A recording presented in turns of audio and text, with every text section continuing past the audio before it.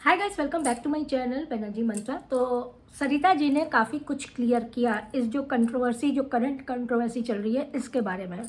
जो बहुत दिनों से ये चीज़ें चल रही थी वो ना तो नेहा क्लियर कर रही थी, ना तो सचिन मनीषा क्लियर कर रहे थे। सब अपना ही अपना लगे हुए थे कि बंद कमरे में क्या बात हुई थी, क्या हुआ था जिस वजह से इतनी कंट्रोवर्सी हुई, इतनी लड़ाई हुई।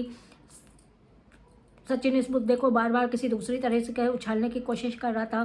तब भी कहीं ना कहीं सरिता जी सच बोल रही थी और उनकी बात सुनी नहीं गई थी, जो कि आज उन्होंने ये चीज़ें क्लियर की। तो सबसे पहले मैं बता दूं, हमने भी उस समय यही सोचा था कि सरिता जी क्यों इस तरह से कह रही हैं, चाहे वो नेहा के लिए, चाहे सचिन के लिए, चाहे मनीषा के लिए, चाहे किसी के लिए। तो कहीं ना कहीं गलत हो जा रहा था, क्योंकि लोग उसको गलत मतलब बात पे कन्वे कर रहे थे, गलत तरीके से कन्वे कर रहे थे। इसलिए गलती सबसे होती है, हम लोग से भी हुई, समझने में हुई, लेकिन अब कहीं ना कहीं सारी चीज़ें क्लियर है, सब सच्चाई सामने है।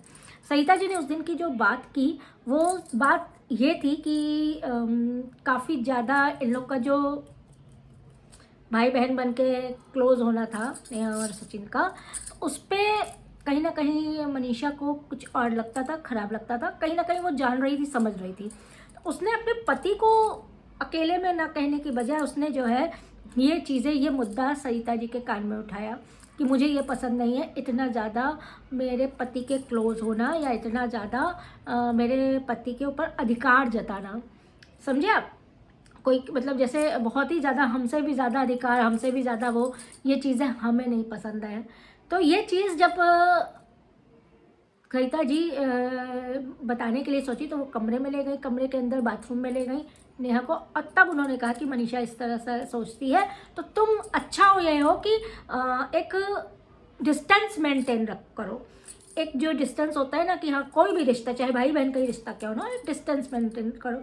चूँकि इनको दीदी, सरिता जी को सब दीदी बोलते थे, बहन की तरह। सरिता जी को लगता था उस समय कि काफ़ी बहन की तरह मानते हैं, क्लोज हैं, तो हम ये चीज़ समझा सकते हैं।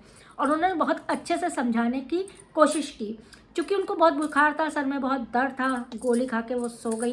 और जब सुबह 3 से 4 बजे के बीच में उनकी नींद खुलती है तो उन्होंने ये देखा कि सामने जो है वो लोग एक थाली में सचिन, मनीषा, नेहा जो है खाना खा रहे हैं। उनका दिमाग ऐसा घूमा कि मतलब अभी फिर अगर इतना ही क्लोज होना खराब था, लग रहा था, बर्दाश्त नहीं हो रहा था, नहीं पसंद आ रहा था, तो फिर ये क्या है।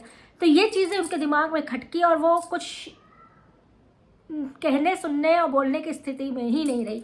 अब हम ही लोग ने ये सुना तो हम ही लोग को अजीब लगा कि कभी तो तुम कुछ कहो, कभी तुम कुछ कहो, कुछ करो, कहती कुछ हो, करती कुछ हो।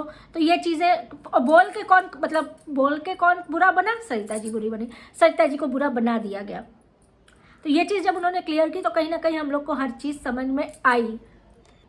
तो इसी बात पे जैसे आज हम लोग को सुनने में अजीब लग रहा है, सरिता जी को भी उस समय ये देख के कितना अचंभा हुआ होगा कि कैसे उनको गलत ठहराने के लिए इस तरह से की गई। ऊपर से आके फिर उन्हीं के ऊपर ब्लेम लगाया गया कि बंद कमरे में किसी का अपमान किया था, कमरे में बुला के किसी को अपमान किया था, अपने घर बुला के किसी की इंसल्ट की थी। और वो चीज़ खुलने ही नहीं लोग दे रहे थे, चाहे वो ये सचिन लोग हों या चाहे वो नेहा लोग, वो खुलने ही नहीं दे रहे थे कि जिससे वो बुरी बनी रहे और ये लोग अच्छे बने रहे। तो ये चीज़ें कहीं ना कहीं हम लोग को बहुत बुरी लगी। और आज जब क्लियर हुआ तो समझ में आया कि कोई भी कम नहीं है, ना तो हम इसकी तरफ ना तो हम उसकी तरफ, दोनों ही महागंध है और दोनों ही का गंध सामने आ गया, कहते हैं ना। तो सपोर्ट जो है, हम लोग महागंध दोनों को किसी को नहीं कर सकते, क्योंकि दोनों ही कम नहीं है। आज अगर अगली पार्टी नेहा की चीज़ें सामने लाना है तो वो भी आप समझ लीजिए, जब उसने ये चीज़ चैट में कहा कि हम 15 दिन में शादी कर लेंगे, तभी ये चीज़ें सामने आई। काफ़ी कुछ चीज़ें था, सिर्फ ऐसे कुछ भी कर सकता है। तो ये चीज़ है, हम एक को गलत ठहराने की वजह से दूसरे को सपोर्ट कर ले, ये ऐसा नहीं हो सकता है। आज मनीषा भी किस चीज़ के लिए सपोर्ट करी, आप लोग को सब समझदार है कि उसको अब उसको अपने पैर पे वो होना है, उसको अपना चैनल खड़ा करना है, उसको अपना सब कुछ करना है, और उसको अपने पति को, जो कि महानालायक है, उसको अच्छा दिखा के दूसरे को ही पूरा करना है।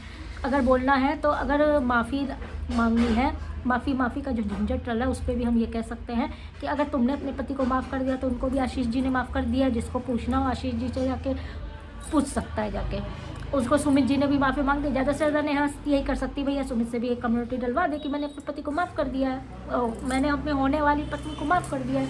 अगर आगे ये रिश्ता कंटिन्यू होता है तो होना इसमें कुछ नहीं है, सिर्फ रोज़ 4 लाइव 4 वीडियो, बस यही छपने और कुछ नहीं। मिलते हैं आपसे नेक्स्ट वीडियो पे, तब तक के लिए लाइक कर दीजिएगा, सब्सक्राइब कर दीजिएगा, कमेंट करिएगा।